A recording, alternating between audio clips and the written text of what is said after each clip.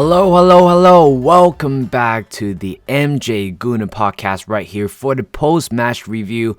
What a great way to start your weekend. Again, not a perfect game, but you know what? We battled it through. We got the win. I know it's a scrappy win. I said that a long time ago, and I said it many times ago where, you know what? It doesn't matter, how the performance is sometimes, but most importantly, the fact that no matter how scrappy a win is, if you somehow get through it, that's enough. And today shows a sign of resiliency, a sign of quality in the team where we have what it takes to be a champion. But of course, we're not saying that we are the champion already, but we have what it takes to become a champion. Leicester 0 or Leicester 0, Arsenal 1. It is a very interesting game to talk about. And before going to the game, I do want to address that there was supposed to be a video coming out last Wednesday or Thursday, but again, I'm quite swamped with work. Couldn't really do that, but you know what? I'll put whatever that I want to talk about in the supposed video to this video or to this podcast. So kind of combining everything together all at once. So let's talk about the game. Again, the starting 11 took me by surprise, for sure. Eddie and Ketty on the bench today. Apparently, their 21 men were travel to Leicester, and which means that one of them will not be featured in the squad. And I was like, keep looking at it. Turns out it was Reece Nelson, probably traveled with the squad, but didn't make into the team. But instead, Smith Rowe, it's back into the team again. I thought today we might have a chance to see Smith Rowe in that number 8 area, or possibly in the left wing area, since we pretty much used up all the wingers. And we could have probably have Reece Nelson on the bench, but at the moment I felt like defensively on the bench it's quite excessive. We have 2 center backs, two white backs, 2 full backs. And honestly, that's more than enough. I thought, having Reece Nelson on the bench could possibly benefit Arsenal in any way if we were chasing a goal, or if, knock on wood, if somehow Bukayo Saka was injured. And today, it is a very interesting one because we have Nketiah on the bench today, and Trossard is playing as a false 9, and Martinelli on the left, Saka on the right. Again, the midfield 3 has to be Jorginho, Xhaka, and also Odegaard. And back four is pretty much the same: Ben White, Saliba, Gabriel, Zinchenko. And in goal, we got Aaron Ramsdale. So the big question is, or the big topic is before the game, is Trossard capable of playing as a false 9? So we had this topic before, in a way, but at the same time, I'm sure a lot of pundits, a lot of other YouTubers, Arsenal podcaster did mention about having the possibility of putting Trossard as a false 9. To be fair, Eddie Nketiah has started pretty much every single game. Well, actually, he did, in fact, started every single game since the game after the World Cup, which is West Ham, and then continued to play full 90 minutes. I don't remember the last time where he got subbed off, but I think this break, it's in a way good for him. He needed that. I'm not saying that he is not good as a player as before, or the fact that his form dropped, therefore we have to drop him as well. Yes, his form certainly dropped, but at the same time, I felt like we need to give him some sort of breathing room, because there's no way you're playing as a striker for 90 minutes every game, and you have to play through every 90 minutes. But so thank God that did not happen, and at the same time, you just kind of rotate the squad a little bit. And again, I never see this coming, but at the same time, I heard there might be a possibility that would be the change, and turns out it was, it was for the good. I think we did great playing as a false 9, or having Trossard playing as a false 9. I think he did an amazing job. He scored that goal again. VAR, very controversial, ruled that one out with a foul on Danny Ward. And yeah, the starting 11 has been solid. Again, again, at the same time, it's the first anniversary since the invasion of Ukraine. And Zinchenko today will be the captain of the day.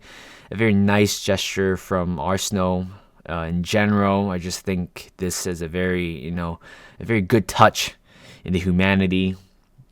And honestly, I think Zinchenko today, improved way better compared to the past 3-4 games that he had. Again, having composure, controlling the game very, very well for him today. And the game started, again, first 5 minutes, we've been pretty much dominating the possession.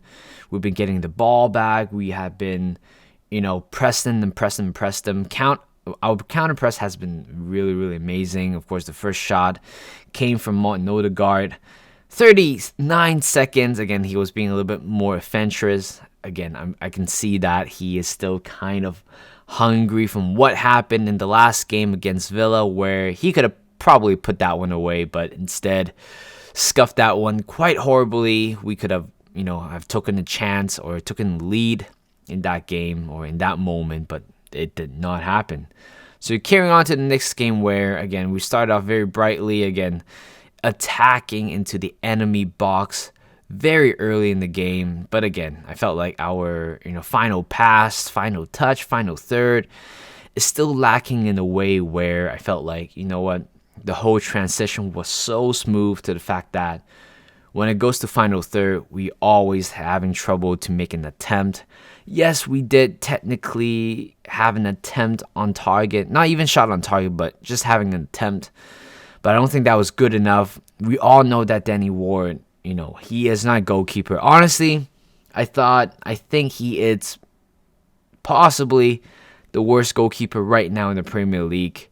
No cap. I've been, saying this a long time, and I'm sure I somehow did talk about Danny Ward in one of my career mode video, where I was kind of doing the a walkthrough or a review on some of the games in Wales. They play one of the games where Hennessy was sent off, and you have Danny Ward in goal, and again, I don't know, I forgot which team he played against, but he was horrible.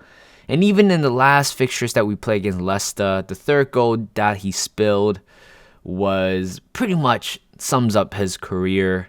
Again, it's kind of a big mess, a massive stepping stone for him, especially replacing Kasper Schmeichel. But you know what? It's in a way, it's a gain for us. And today, the fact that we're playing against possibly the worst goalkeeper in the Premier League, but not taking shots at him, it's kind of a waste in a lot of ways. There are times where I felt like, we can have a breakthrough. Xhaka, there was one chance where I thought, I know he is possibly crossing into Odegaard on the far post, but he has so much time in front. Actually, he doesn't really have much time, but the fact that not having a proper number 8 in that area, it's somewhat, in a way, kind of hold back Arsenal. In a way where we could have probably got a chance through that. For example, with Smith Rowe in that area, Vieira in that area, or potentially signing Tielemans in the off season or in the summer transfer. I think they would have done much better in that scenario. But again, this game is where we can see the limitation of both Jorginho and Granit Xhaka. Again, I'm not saying that they are not good players, but at the same time, they are doing the job. They did fine. They did well. And Jorginho, again, he had an amazing game today. Even though he's slow, but again, his game reading, anticipation, his passes has been spot on throughout the whole game. But doesn't warrant him a man of the match for me, which I will reveal later on who is going to be the man of the match for me. So yeah, we had quite a few early chances. Again, there's so many chances where I can't even remember single one of them. Where we're in the box, Martinelli especially in the box or right outside the box, on the side, on the right outside the box on the left side. There's so many people in the box where he could have probably just dinked it in and, looking for a chance. But he doesn't do that. Instead, he just wanted to pass back. And at one point, there was a counterattack on us. But again, both Saliba and Gabriel had been massive throughout the whole game. They're just incredible. Like, today shows why, their maturity, their importance for the game has evolved. At the same time, has improved throughout the whole season, especially Gabriel. And no doubt he is my man of the match for today. But yeah, and that's pretty much it. And then until the first goal, or the first, quote unquote goal, was from a corner. Again, Danny Ward was pretty much bullied, punch it away, not in a very nice area. I believe it was Martinelli or Xhaka gives it back to Trossard, but what a great finish right there. Danny Ward didn't even move a single muscle for that one. The only muscle he moved was his hand, because he was arguing for a foul on him. And I thought, what? I don't think there was any foul. But when you watch from a TV, it doesn't look like a foul in any way, and you proceed to celebrate the goal, which I did.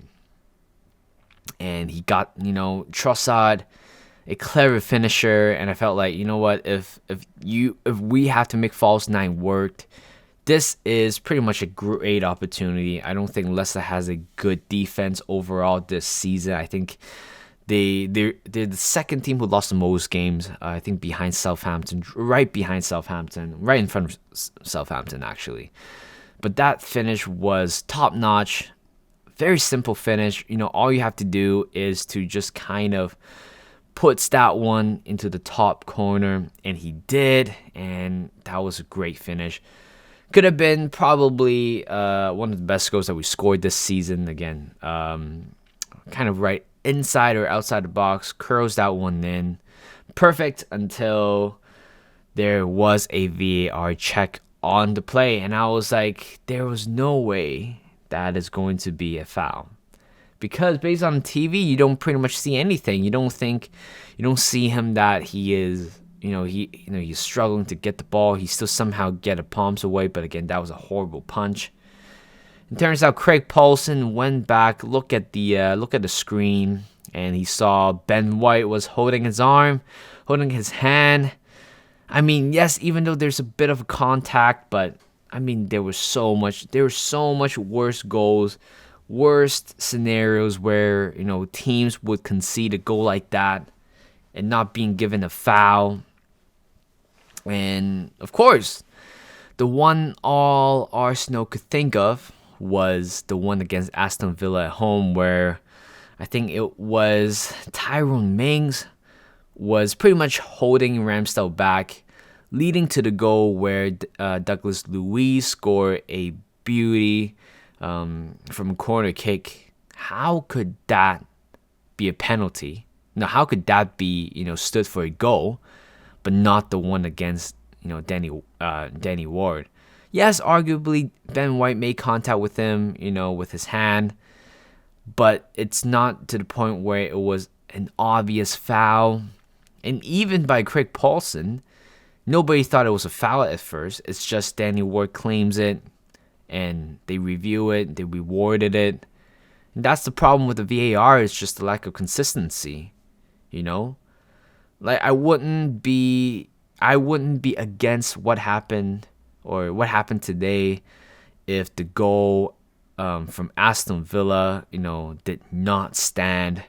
And if this goal, the Trossard goal, did not stand, and because it has been consistent throughout the whole season, then I'll be like, you know what, it's fine. Even though it's soft, but it's fine. But the fact that you have to compare, the difference of refereeing in this league and other leagues has been quite, traumatic, to be honest.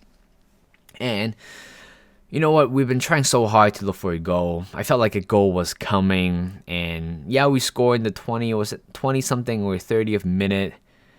I thought, you know what? Finally, we got the goal we deserve. I think throughout the whole game, we dominated possession. I don't think Leicester got a shot on target, even though they have a disallowed goal. It was an obvious offside, and that was the problem. I mean, I thought, it's going to be another. It's going to be another shitty shitty first half where we had pretty much everything in our hand and we just couldn't really capitalize it.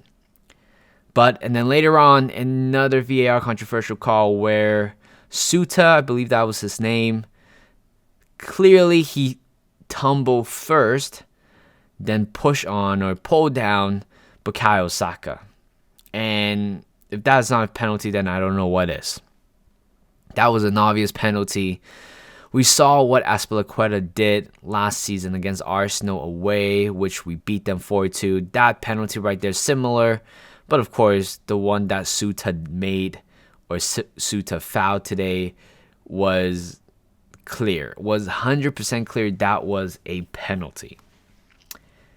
And you know what? The fact that nobody went to check for it, there's no call to like pause the play, go to the VAR studio, or having quick pause and look at the screen. Nothing like that happened in the game. And instead, the referees decided to brush it off and carry on the play. But again, we don't really have all the technologies, all the cameras to see whether it's a foul from all different angles. But from behind, it was obviously a foul. But based on the replay, you can see that Suta fell first, then fell onto Saka, who was pretty much going for the ball, even though I know he's not going to win that header. And of course, for Suta, I don't think that was a great defending after all, because ultimately you are one head taller than Bukayo Saka. There's no need to pull that kind of play again. And they got lucky. They got lucky, and we got super, super unlucky. And at this point, I thought, you know what? Going to halftime, didn't really score one, but we just keep wasting our chances in our final third, and also the final pass. We just couldn't get it. Again, I thought having Trossard's first goal, that would be a perfect way to sum up our first half, where we've been by statistics. We have definitely more than 70% of the possession the majority of the time, and we genuinely look better against Aston Villa compared to the first half. But that was another story. But again, we have to focus on different games, game by game. We go by game. So whatever happened in the last game, we can make comparison to it, but at the same time, we can't really make that of a critical comparison because it's a new game after all, people.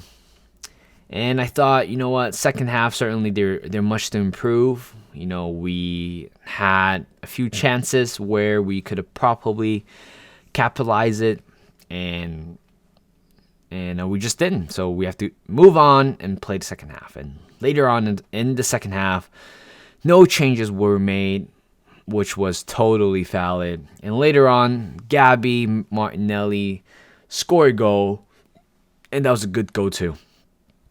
And that was a very well worked goal as well. I think it was, I think it was Leicester lost possession.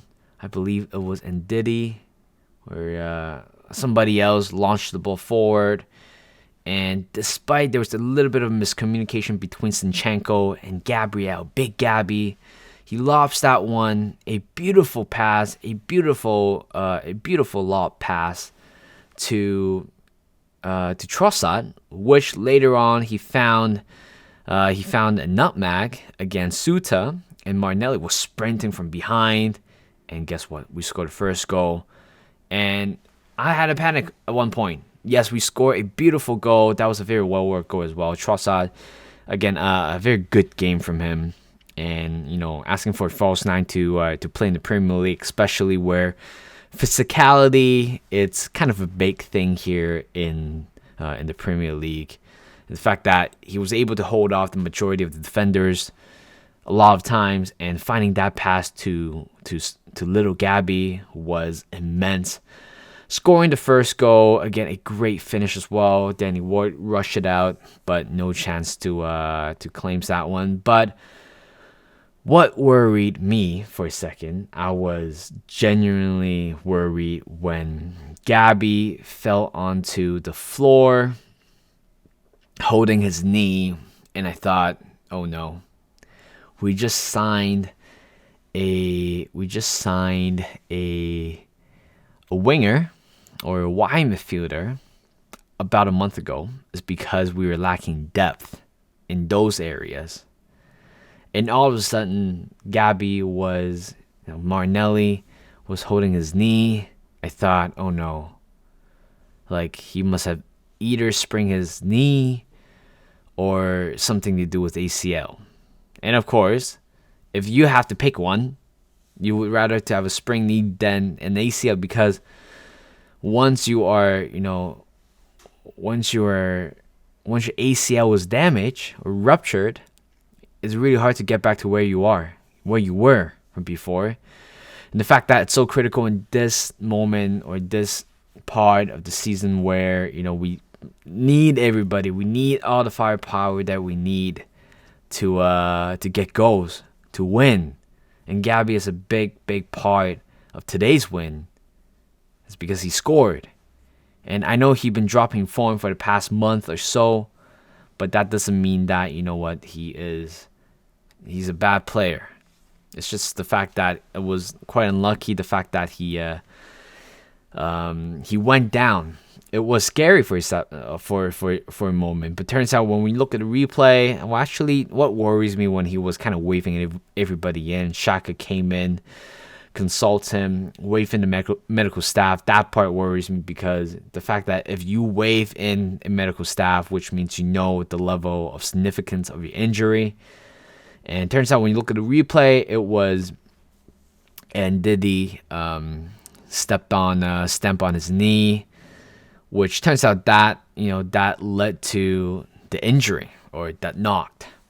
But turns out it was fine in the end. Gabby could run right after. Again, big ups to him. And later on, we've been looking for a second goal. I've been saying this a long time. If you score 2 in the first half, you have to score another one in the second half. If you score 1 in the first half, you must score at least 1 or 2 in the second half. And if you score none in the first half and score, 1 early in the second half, you have to quickly find that second goal as soon as possible, because that's when opposition teams would use that, the fact that you're behind as a motivation to be better. And for a second, we still look really, really good. There's a pass from Odegaard to Martinelli, who was offside and sweats it to Bukayo Saka. Turns out it was an offside, but the fact that there's no line was being drawn was a little bit weird. I felt like, even though it's a tight call, even though based on your bare eye you can tell that it's an offside, but why not just draw a line from that area? At least you get to see, at least everybody knows what happened. If you draw the line, turns out it's offside, that's fine. But then the fact that you don't even draw the line, how are we supposed to know that, how far he is in terms of offside? But you know what? That was our pretty much our other chance that could have probably put us, another favorable position. And later on, Zinchenko has a shot on target on Danny Ward. And then after that, it's all about the game management. And I think Arteta in this game was spot on in terms of game management. We've been trying to ease in with the substitution slowly, very slowly, and at the same time try not to lose the result and try not to lose some of the men that we have. And it was really tough in terms of who to sub in. And Eddie replacing Trossard was, again, I think it's a good move, to be honest. I felt like Trossard has done his job there, and we need a little bit more legs up front to kind of chase down the two tall and slow defenders, and Eddie could provide for us for that. And later on, I felt like, Harvey Barnes was tearing us apart on the left-hand side. They started to get more chances. There were quite a lot of chances where, Harvey Barnes on the left wing would make some magical moment, try to make a nice pass in the middle. Hopefully, in the middle, somebody would receive the pass, but unfortunately, nobody did. And we were lucky for that one, to be honest, because I felt like there were so many chances where Leicester could have probably equalized it. That pass to whoever was playing on the right wing, I don't think it was Nacho. And there's one from Dewsbury Hall. That was a very good attempt as well. But you can see that players are starting to get tired. Ben White and Jorginho, they didn't really want to make you don't see them trying to make an effort to kind of close down either Harvey Barnes or somebody on the right. Just let them cross. But again, we are sensation on the back. Gabriel has been amazing. His distribution, defending, he wins everything. He pretty much won all the aerial duel, ground duel, whatever duels that you give him today.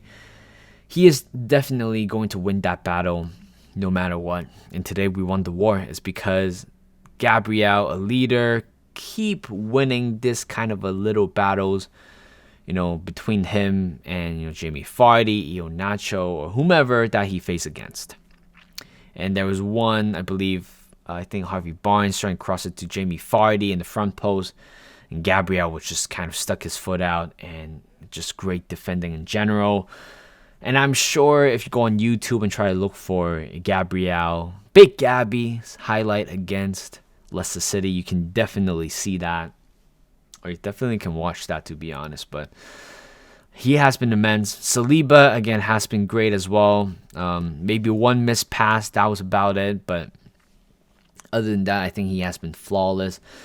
Zinchenko, much better game, trying to make more simple passes, advanced passes. But again, our final passes or final third was slightly disappointed. And that was fine because we still had that 1-0 lead. And the last 20 minutes was simply horrible. We just kind of lost the possession, lost the physicality in the game. I felt like Xhaka and also Jorginho start to get tired. They're getting slower and slower and slower. And you can see that quite obviously. But the fact that they're being slow didn't compromise the whole game plan, which was fine. And the game management was fantastic. I felt like Tomiyasu could have probably come on for Ben White a little bit earlier, and KT could have probably, come on for Zinchenko, but we still need that leadership in the final 10-20 minutes. And Zinchenko did exactly that. Odegaard was pulled off, and for Thomas Partey, I found it very interesting. Thomas Partey is kind of playing as a back, as attacking 8. Well, it did well enough for us to secure the win, but at the same time, you can see that based on how he looked like, I think he was quite struggling, to be honest. I felt like he is quite protected with his muscle. Again, he just came back from a muscular injury. We don't want to, it made it worse, but that's all we have on the bench. Like in terms of physicality, that's what you want. You can possibly throw in Rob Holding in there, but again, that was not the play. Simply, even though they have 2 strikers for Leicester, but the way how they attack Arsenal has been pretty much just kind of low crosses, trying to work things through in the middle. But there's not a lot of giant attacking guys for Leicester, and it was fine. And I just let it through, and it was fine. In the end, we just somehow got the win. It was a little bit shaky in the end. Again, Leicester was wanted more, wanted to push more, a further step ahead. But we have that winning mentality. We have that leader mentality that led us to a win. At the same time, putting us 5 points clear of Man City. Officially 5 points clear, since the fact that right now us and City have the same amounts of game that are being played. And 8 points clear of Manchester United. And I think Manchester United, a very good team, which I'll go over that later. But yeah, and right now we go into the next game against Everton at home. This is going to be an interesting one. They beat us already with that game plan, squeezing Odegaard out. And I'm sure if they do it again, it might possibly work. But let's see what Arteta has to say about that or has to think about that, we have approximately, thank God, we started the game a little bit earlier, which means we have more recovery time for the Wednesday game. It is going to be a big game, of course. So, and the fact that right now 5 points clear, it's quite comfortable. Again, Man City is about to play a game in an hour or two, so we will have to see what what's the result. But I think they're playing at home against Bournemouth. You expect them to win in that situation. So it's nice to have that 5 points clear at the moment. So over the weekend, a lot of things have happened. El Nani signed a new contract. I think it's fine, to be honest. The fact that I read that he was willing to take a pay cut for, I think, another extra year or two, and that's a very good gesture. The fact that I know he's going to be injured for a substantial amount of time, and the fact that I assume after his contract ends, he still needs rehab. So the fact that that's what Arsene Wenger did for Cazorla, and I think that's great. That's a very good gesture. And El Neni, again, I think he's a very great servant. I think right now he is the longest serving player in Arsenal for 7 years. But again, you can see him for another year or two. But at the same time, he's not complaining about the game time at all. He simply loved the club, and you have to love this guy. You got to give prompts to this guy. I think, in a way, the fact that if he's taking a pay cut, which helped Arsenal financially, quite a lot, to be honest. The fact that taking a cut in the wages, which allows you for a much higher transfer budget for summer. Again, I read reports where the fact that he signs an extension doesn't undermine us signing a new defender, and we're not going to sign sign a new midfielder, and that's great. And later in that, KT has been pretty much a main topic for everybody within the Arsenal community in the last 7 days, where Newcastle United is looking for a left back. Again, Dan Burn has been great for Newcastle, but he is simply 6'8" or 6'7", playing to the left back in the Premier League. It's something that you might have to compromise in terms of speed, but when you look at KT, who was a fearless defender, gives everything, great mentality, a leader as well. At one point, he was considered to be the Arsenal captain last season after the departure of Lacazette and both Aubameyang. But with the injury record that KT has, and the fact that the way how we play right now has been substantially different compared to what we did last season, and I think it's for all parties. I think KT would probably want to leave, and I don't blame him as well. He needs game time. I think he's 25, 26-year-old. He needs more. He simply needed more game time at this time of his career. Yes, he is kind of a liability in terms of his injury record, but you can't deny how good of a defender he is. And the fact that Zinchenko plays over him, and I have no problem playing Zinchenko over him, because simply I think Zinchenko has been the better player than Kieran Tierney, because based on how we are playing. But KT, great defender, great rotational player at the moment. Hopefully, mentally, it doesn't really stress him a lot. And again, I still hope that even though he knows that his day at the Arsenal has probably come to an end, but I still want him to give everything that he has, because we're going for a title right now, and of course you would want to leave a club, after winning a title, right? I mean, that's what Jesus and Zinchenko did last season. So, but again, I wouldn't be heartbroken the fact that he is going to be gone, and for us, we have to sign another left back. I doubt Nuno Tavares is going to come back and play for Arsenal again. I'm sure that we can get quite a lot of money off this guy. At least, I think we signed him for 8 million from Benfica. So I'm sure we can definitely milk 20 to 30 million out of him.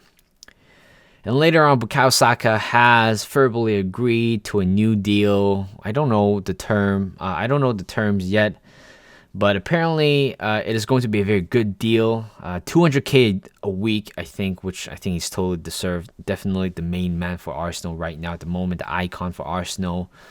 And even though today he has a bit of a quiet game, but I think that 200K also undermines his potential in the squad, and his valuation as well. He's a very valuable member in the Arsenal, and of course he is pretty much everybody little chili, everybody's star boy. And yeah, I hope that the confirmation is going to be clear very soon. Saliba's contract is still up in the air. I hope that he's going to sign a contract at least 150K a week. I think he is a very good player, to be honest. He's still 21, and the fact that he has been amazing. I'm not saying that he's he's flawless, but he has been amazing based on his age this year. So, it's just he's great. Hopefully, he is going to pen down a new contract as well. That's all Arsenal want right now. We already penned down, Martinelli and Saka verbally agreed as well. So right now we just need Saliba at the moment. I think Aaron Ramsdale was in talk for a new extension as well. Again, I think when he signed for Arsenal, I think his term was being a second choice goalkeeper, but right now he's the number one goalkeeper. Again, I don't think he did anything today at all, which is fine, to be honest. But yeah, we got the win. And 5 points clear for, 3 hours. 5 points clear for 3 hours, but I am going to take that. Man City is definitely going to win against Bournemouth unless they're pulling a stinker. But Wednesday, another big game. It's time for redemption against the game away at Goodison Park. And right now, we have to take revenge. We have to win that game, and every game is very important. And of course, the Europa League draw. How would I forget about that? The Europa League topic. Barcelona, actually no, United against Barcelona, and you gotta give a hats off. You gotta respect Eric Ten Hag and also the whole United team. No matter how much I hate to say it, but United seem to be in the title race, even though they're 8 points away. But they're very good. They're very, very good. And Casemiro has been phenomenal. I know a lot of people are kind of making fun of his price tag, the fact that he's 70 million, 30 euro. And I thought, you know what, with that, if you want to spend that much on a player who is pretty much has arrived at his peak, it would be a waste. But Casemiro has certainly proved all the doubt wrong. And personally, for me, I think right now, at the moment, he is the best center CDM in the world. I have to admit that. Even though, no matter how much I love Thomas Partey, but I think overall, Casemiro has been way better. And Marcus Rashford, again, he had a phenomenal season, but of course, he didn't quite produce in the Barcelona game. But the fact that Old Trafford, the theaters, the dream, was it? That's what they call. And against Barcelona, a very good side as well, who was unfortunately got knocked out in the group stage of the Champions League. And again, it's a very tough game. Turns out it was a very good watch. It was a very good game, and United was simply better than Barcelona that day. And for us, we for the round of 16, we can't be drawn against United. I don't quite know the reason, to be honest, but I guess I would take that. But we are drawn against Sporting CP, or CP Sporting, the Portuguese side, a very good side as well. I think currently they're sitting at 4th in the Portuguese league, and we are about to welcome back our former Arsenal captain for a bit, Hector Bellerin. Great servant again. I think after his ACL, it's just not the same player again. He's a model right now. Good for him. But again, CP Sporting. I think the last time we played against them was away. Danny Welbeck with the one-on-one goal. I remember that goal. That was a very, very good goal. So against Sporting, not the best, but not the worst. So I will, I think right from now on till the end of the season, where if we somehow win every game, we will be playing twice a week, and that's fine. I think with the squad depth that we had, we certainly can somehow compete in the Europa League. But at the same time, I don't want us to go out that early, to be honest. Again, even though if we want to go out early in the Europa League, doesn't guarantee us for the Premier League title. So at least I still want to win a trophy in a way. But we will have to see. So thank you guys for listening to this podcast. Hope you guys enjoy your beautiful morning here in Vancouver, Canada, or wherever you're listening from. Hope you guys enjoy the next day because we beat Leicester City 0, Arsenal 1. Thank you and bye-bye.